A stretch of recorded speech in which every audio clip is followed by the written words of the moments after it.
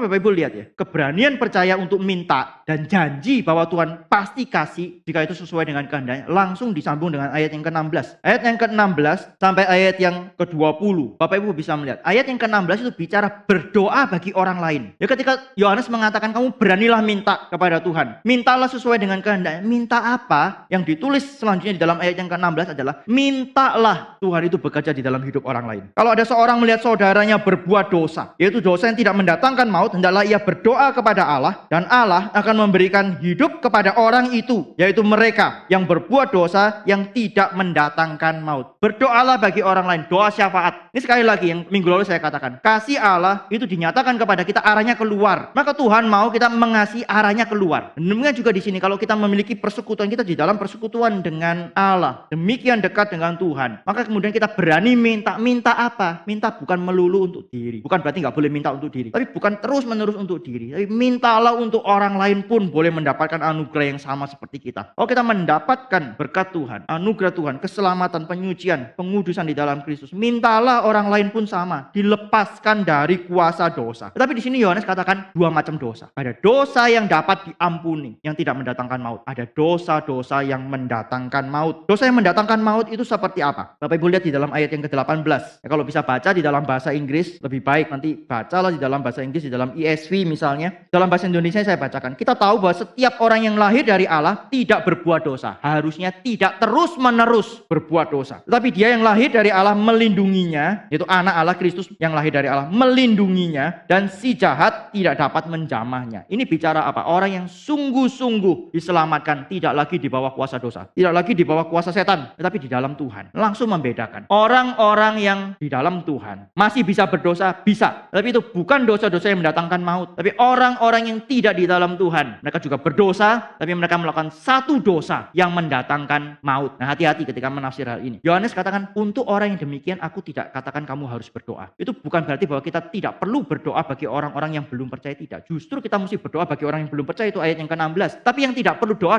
buat siapa? Nggak usah doa buat siapa? Tidak usah berdoa terus untuk orang yang sekalipun sudah mendengarkan Injil, sudah tahu kebenaran, tapi terus hidup di dalam dosa. Gak usah berdoa bagi mereka. Kamu tidak harus terus-menerus berdoa bagi mereka. Paulus mengatakan hal yang mungkin lebih kejam lagi. Aku menyerahkan mereka kepada iblis. Orang-orang yang terus menghujat Allah. Orang Kristen, mengaku percaya kepada Kristus, tapi terus hidup di dalam dosa. Paulus katakan, aku serahkan mereka kepada iblis. Itu bicara apa? Kalau orang itu benar, sudah diselamatkan, biar dia cepat mati, jiwanya diselamatkan. Tapi kalau dia bukan orang yang diselamatkan, memang dia di bawah kuasa iblis, dan nanti akan dihukum bersama-sama dengan iblis. Bapak Ibu, ayat 18 itu bicara satu dosa. Terus menerus berbuat dosa. Tidak mau berhenti berdosa. Sekalipun sudah mendengarkan kebenaran. Ini satu tanda orang itu diikat oleh kuasa dosa. Maka orang ini diikat oleh kuasa dosa. Diikat kuasa dosa dua macam ya. Diikat kuasa dosa tapi dia belum tahu kebenaran, ini orang harus diinjili, harus terus didoakan. Tapi orang yang sudah terus diinjili, sudah terus didoakan, dia sudah tahu bahkan, dan kemudian dia katakan, aku tidak mau kebenaran itu. Itu adalah orang yang Yohanes katakan nggak perlu, nggak harus terus-menerus didoakan. Dia sudah tahu kok, nggak terus-menerus harus diinjili, karena dia juga sudah tahu. Ya Bapak Ibu, ini hati-hati. Ini adalah orang yang sengaja menolak. Di dalam ayat 10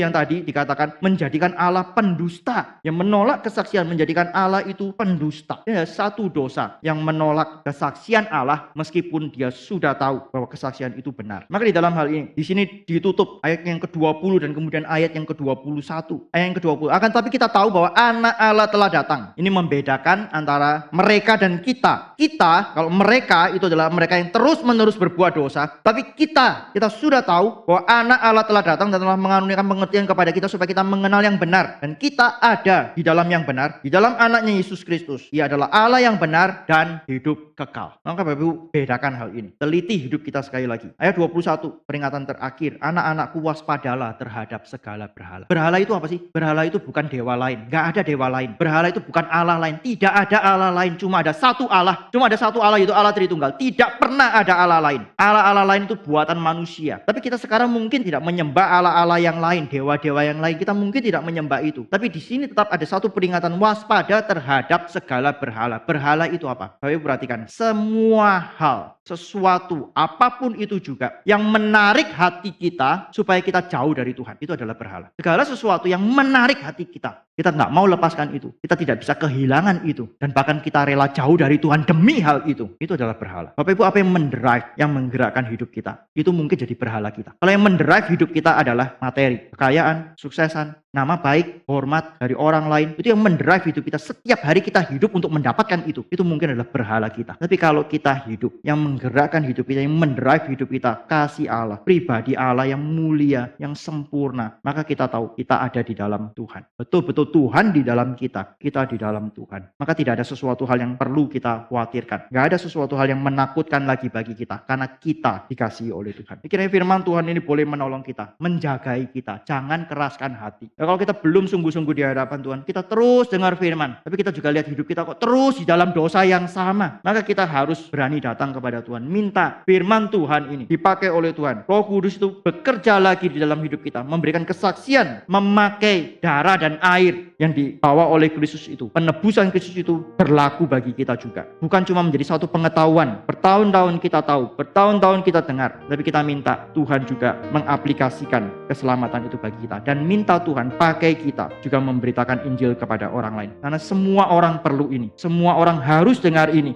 dan semua orang itu harus berespon terhadap kebenaran Tuhan.